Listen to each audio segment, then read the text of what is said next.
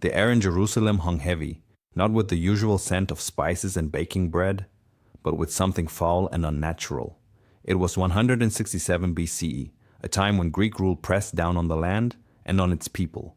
Inside the sacred temple, a scene unfolded that would forever burn into the memory of those who witnessed it. A Greek general, a personal envoy of King Antiochus, stood before the holy altar. He held a pig, an animal utterly forbidden by Jewish law, and with a grunt, he sacrificed it right there, desecrating the holiest place in the city. The stench of burning pork mixed with the sacred incense, a sickening insult. The general, a man with a cruel smile, surveyed the horrified faces around him. He declared the Jewish faith an abomination, a primitive belief system holding back progress. He spoke loudly, his voice echoing in the hallowed space, about the superiority of Hellenistic gods, about reason and beauty, while ordering his soldiers to place idols of Zeus and other Greek deities within the temple's courtyards. He wanted to wipe out their traditions, to force them to become like his own people. Among the stunned onlookers was Judah Maccabee. He was a warrior, respected by his people for his strength and his unshakable faith. His eyes, usually warm and bright, were now dark with a cold fury. But there was no immediate outburst, no rash move. Instead, a calculated resolve hardened his gaze. He watched the general, he took in the sacrilege, and then, without a word, Judah simply turned his back. He walked away, his footsteps steady, disappearing through the temple gates. There was no shout, no challenge, just a silent promise of reckoning hanging in the air, a burden he now carried. The general, seeing Judah's quiet departure, mistook it for submission, perhaps even fear. He let out a barking laugh, a sound that grated against the ears of the remaining Jewish priests. Emboldened by what he perceived as a victory, the general pointed to shelves filled with sacred scrolls, ancient texts containing their laws and their history. He ordered his soldiers to burn them, to tear them apart, to make sure no trace of the old ways remained. He truly believed he was crushing their spirit. But as the flames began to lick at the precious parchment, a faint, distant murmur started to rise from the city outside the temple walls. It wasn't a roar yet, not a unified cry, but it was a sound of awakening, a growing discontent. It was the sound of a people realizing their breaking point had been reached. It was a warning, a prophecy whispered into the wind. Those who sow disrespect shall surely reap a whirlwind. The general, oblivious in his arrogance, continued to laugh, unaware that Judah's seemingly silent withdrawal was not a retreat, but the calm before a very real storm. He did not know that his actions had just planted the seeds of a rebellion. The final image burned into the minds of those present was Judah Maccabee, a strong silhouette, disappearing into the deepening shadows of the city's narrow alleys. His figure was framed against the rising tension, a quiet symbol of hope and defiance. The general, still laughing, believed he had won. He had no idea that Judah was not running away, but simply moving to a different battlefield, one he was about to create. He was about to light a fire that would burn brighter than any torch. Before we continue with this incredible story, please take a moment to subscribe to the channel. Also, tell us where you're watching from in the comments below. We love hearing from you. Before this terrible desecration, life in Judea for the Jewish communities had a different rhythm. Imagine bustling marketplaces, full of voices haggling over fresh produce and handmade crafts. Families, large and close-knit, lived their lives centered around their homes and their faith. Children played in the dusty streets, their laughter mixing with the sounds of daily life. The air often carried the scent of baking bread and the quiet murmur of prayers. Their connection to the temple in Jerusalem was profound, constant. It wasn't just a building, it was the heart of their world, the place where their history and their future converged. Every festival, every Sabbath, every significant moment was tied to the temple and its rituals. They were a people grounded in their traditions, finding comfort and meaning in the ancient laws passed down through generations. Their days unfolded with a certain predictability, a peaceful cycle of work, family, and worship. They had simple joys, a good harvest, the birth of a child, the shared meal with loved ones. Their challenges were often those common to any agricultural society: unpredictable weather, occasional banditry, the need to work hard for their livelihood. But above all, they yearned for peace and the freedom to practice their faith without interference. They dreamed of a stable future for their children, where their heritage would flourish, unburdened by outside pressures. Their reverence for their heritage wasn't just a matter of habit. It was a deep spiritual connection that defined who they were. Into this world, a new influence began to subtly weave its way: Greek culture. At first, it wasn't seen as a threat, but more as a cultural exchange. Greek ideas, architecture, and even some customs started to appear.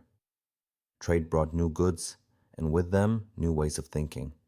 Some saw it as progress, a way to modernize and connect with the larger world.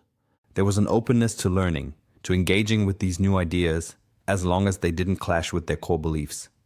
Antiochus IV, the Seleucid king, initially presented himself as a benevolent ruler, someone who could bring stability and cultural advancement to the region. He wasn't immediately a monster. He came with promises of order, of making the empire stronger and more unified. His Hellenization policies, the introduction of Greek culture and language, were framed as a way to bring progress to all his subjects. He spoke of enlightenment and shared prosperity. He introduced these changes gradually, often masking his true intentions behind a facade of modernization.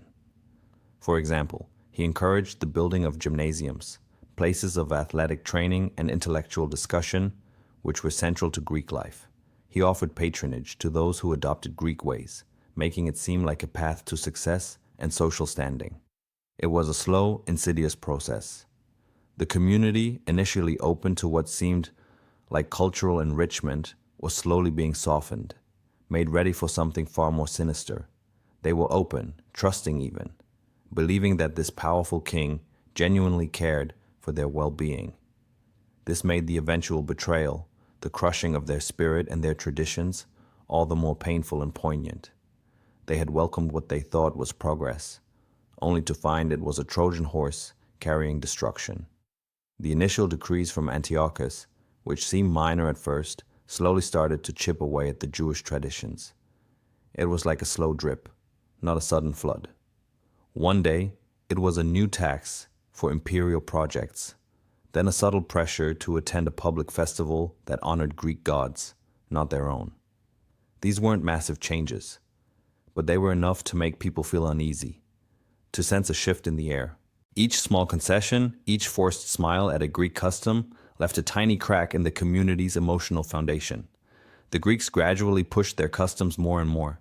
Pagan festivals, with their loud music and unfamiliar rituals, began to appear in places where only Jewish celebrations had been held before.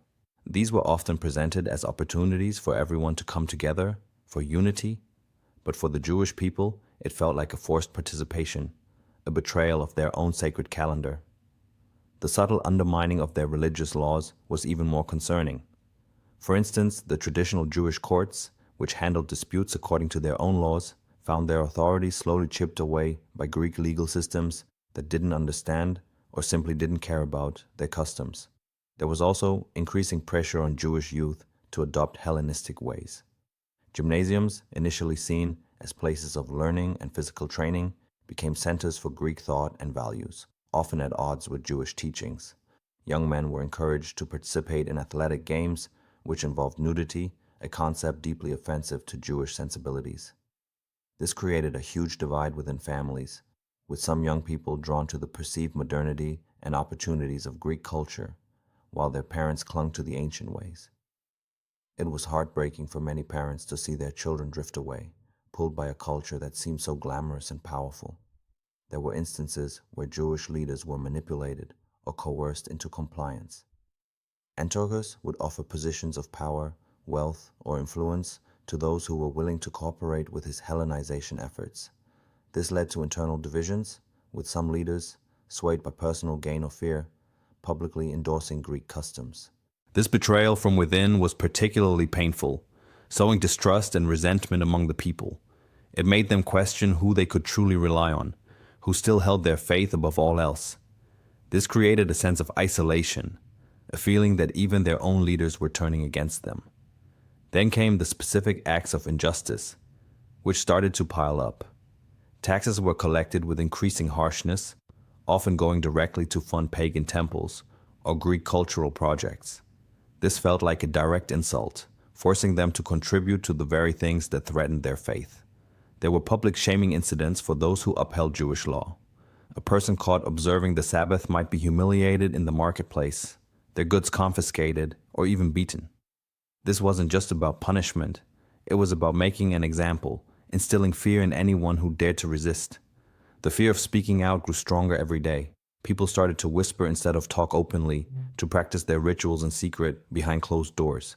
These weren't overt, full-scale attacks at first, but insidious erosions of their way of life. It was like watching a beautiful, intricate tapestry slowly unravel, thread by thread.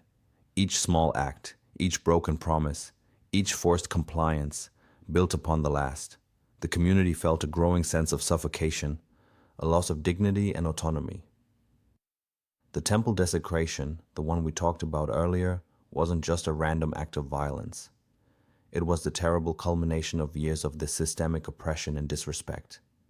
It was the final, brutal blow after a long, drawn-out period of having their identity slowly stripped away.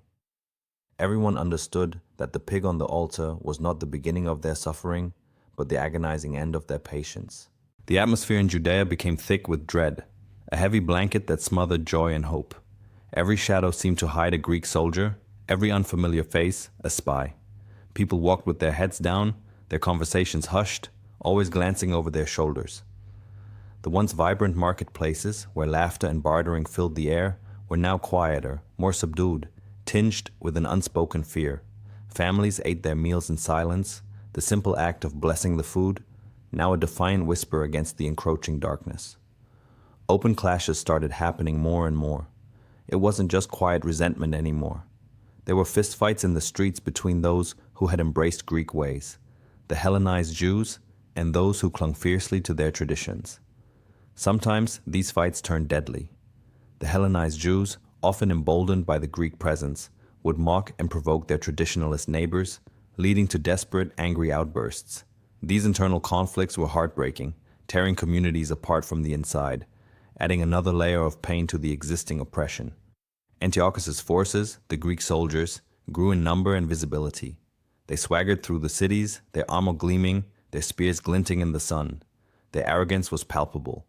They would push people aside, ransack homes looking for hidden scrolls or forbidden symbols, and inflict casual cruelty for no reason at all. Beatings in public squares became common, a chilling display of their power and their contempt for the Jewish people.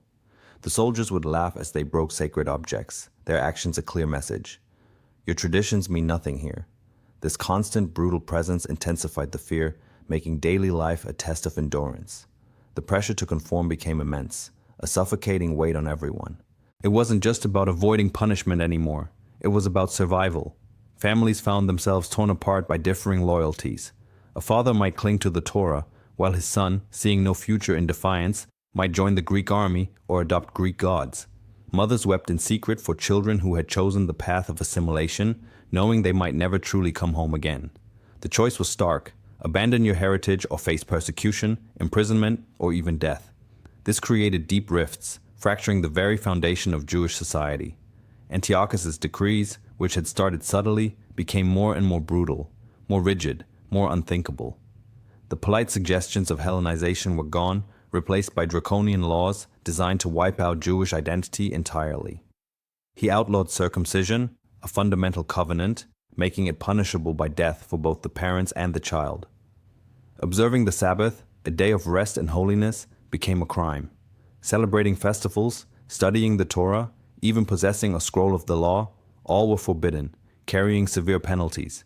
These weren't mere restrictions, they were an assault on the very essence of what it meant to be Jewish.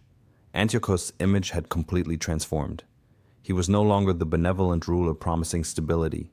He was a tyrant, a monster, driven by a singular chilling goal: to eradicate Jewish identity.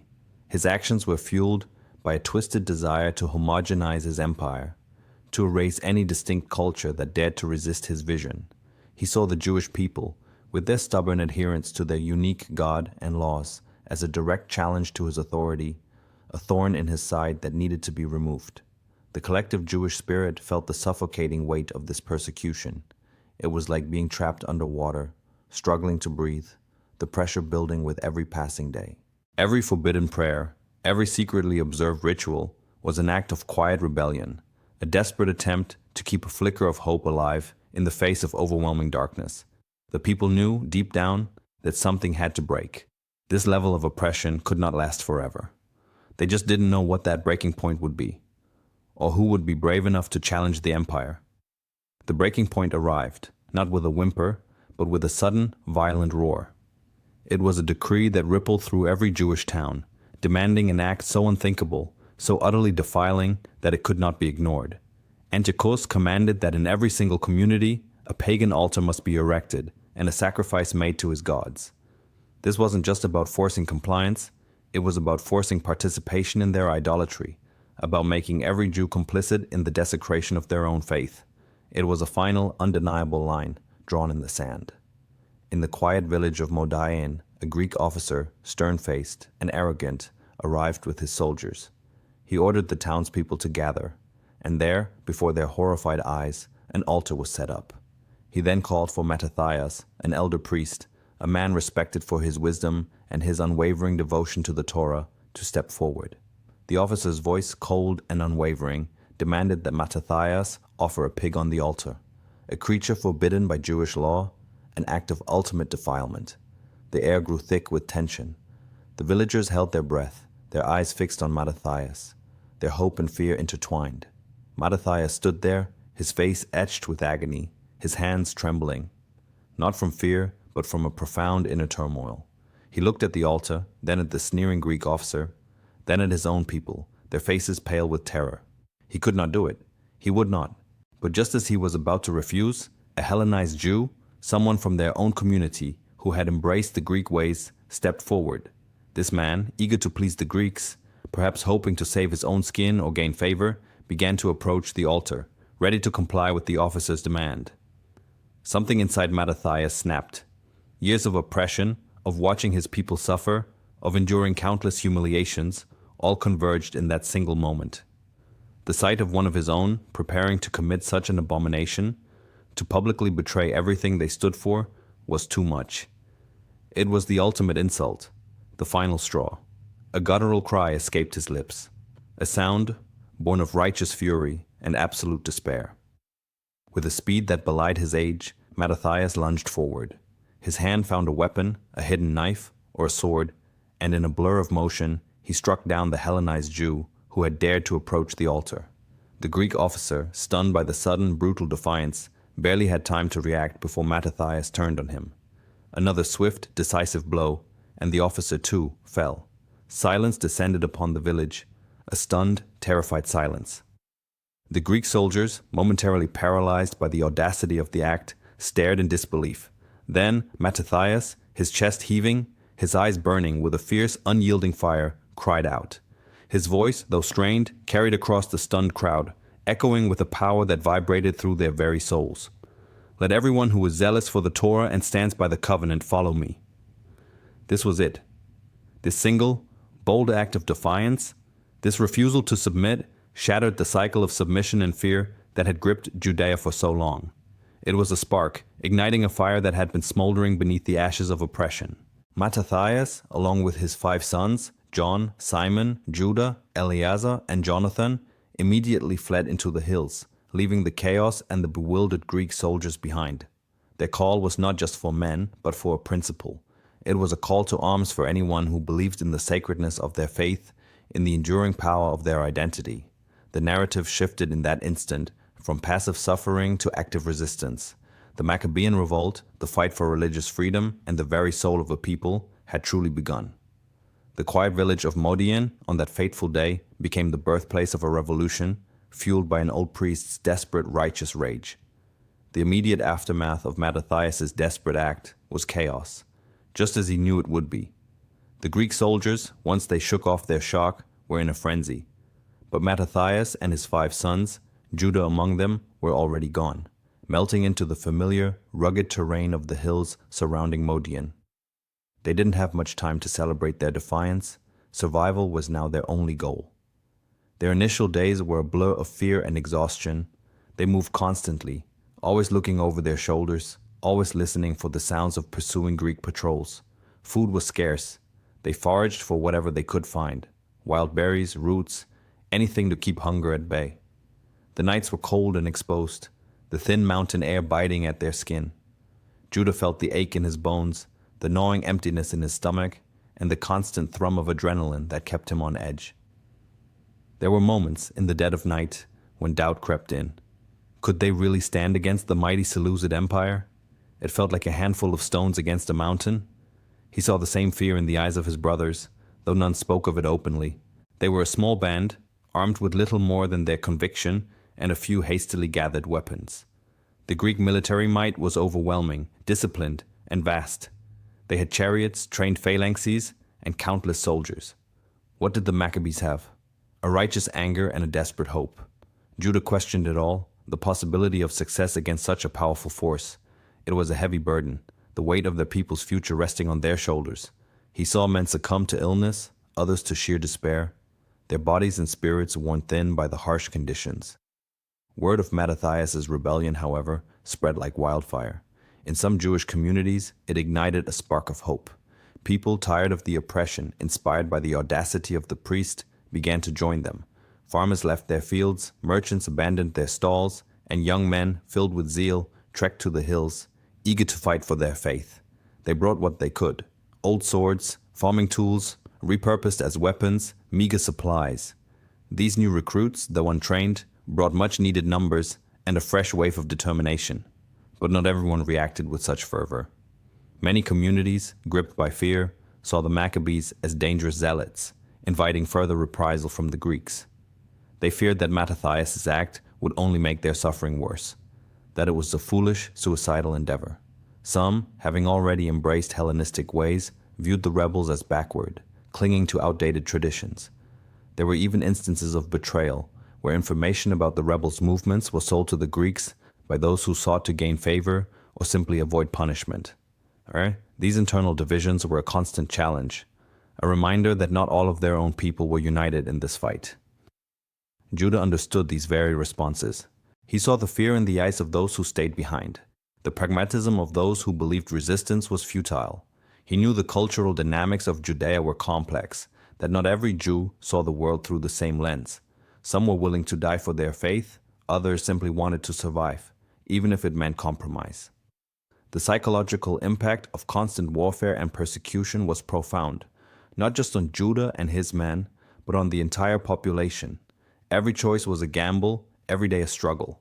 They lived like ghosts, striking quickly and disappearing into the shadows, relying on their intimate knowledge of the terrain. Judah, with his natural leadership and strategic mind, quickly emerged as the military commander. He trained his men, turning farmers into fighters, teaching them guerrilla tactics. They learned to ambush, to hit and run, to use the landscape to their advantage against the more numerous but less agile Greek forces. The fight for survival had become a fight for freedom, a brutal, relentless struggle that tested their faith, their courage, and their very humanity every single day. After years of relentless guerrilla warfare, of striking from the shadows and outsmarting a much larger enemy, the tide slowly began to turn. Judah Maccabee and his small but fiercely dedicated army achieved victory after victory. Against all odds, they pushed back the Greek forces, reclaiming towns and villages, one strategic battle at a time. The impossible dream, once whispered only in hushed tones, began to take shape. The day finally came when they stood at the gates of Jerusalem. The city, scarred by years of occupation and desecration, awaited its liberators. The fight to reclaim the capital was brutal, street by street, house by house, but the Maccabees' resolve was unbreakable. They finally broke through, driving out the last of Antiochus' soldiers. The first thing Judah did upon entering the Temple Mount was to survey the damage. His heart ached at the sight of the defiled altar, the broken vessels, the pagan idols. But there was no time for despair, only action. The immediate task was clear: purification and rededication. The temple had to be made holy again. While Judah and his men were fighting for their faith and freedom, Antiochus IV, the tyrant who had caused so much suffering, met a grim end. Plagued by a terrible illness, consumed by paranoia and military defeats in other parts of his vast empire, he died a miserable death, far from the lands he had sought to conquer and erase. His grand ambition to Hellenize the world and eradicate Jewish identity had utterly failed. His empire, once seemingly invincible, began to fracture and weaken, a testament to the futility of trying to extinguish the human spirit. The work of purifying the temple began immediately. They tore down the pagan altar, cleaned the sanctuary, and prepared to rekindle the Menorah, the seven-branched candelabrum. But there was a problem. They searched everywhere for ritually pure oil, consecrated for this sacred purpose. After much searching, they found only one small cruse, enough for a single day. Despair began to creep in. How could they rededicate the temple properly if the menorah could not burn continuously? Yet they lit it anyway, an act of faith, a desperate hope against the odds. And then a miracle unfolded. The single cruse of oil, enough for one day, burned not for one, but for 8 days, until new, pure oil could be produced. This extraordinary event, witnessed by all, solidified their belief that their fight had been divinely sanctioned. It was a clear sign that God was with them. This miraculous event became the heart of the celebration we now know as Hanukkah, the Festival of Lights. It wasn't just about military victory. It was about the triumph of light over darkness, purity over defilement, faith over despair. The Maccabees, having restored Jewish sovereignty, established a new independent Jewish kingdom, the Hasmonean dynasty, which lasted for over a century. It was a period of self-rule, a time when Jewish traditions and religious practices could flourish once more, free from foreign oppression. The story of Hanukkah, therefore, is far more than just an ancient tale. It's a testament to the enduring power of faith, the resilience of a people determined to preserve their identity, and the courage to fight for religious freedom against overwhelming odds. It reminds us that even in the darkest of times, a small spark of hope, fueled by unwavering belief, can ignite a light that burns brightly for generations. It's a beacon telling us that the fight for what is right, for the freedom to practice one's beliefs, is a fight worth waging, no matter the cost. Hanukkah is a timeless reminder that tyranny, no matter how powerful, eventually crumbles. But the spirit of a people, rooted in their heritage and faith, can never truly be extinguished. It teaches us that miracles can happen when we stand firm in our convictions, and that even the smallest amount of light can illuminate the longest night.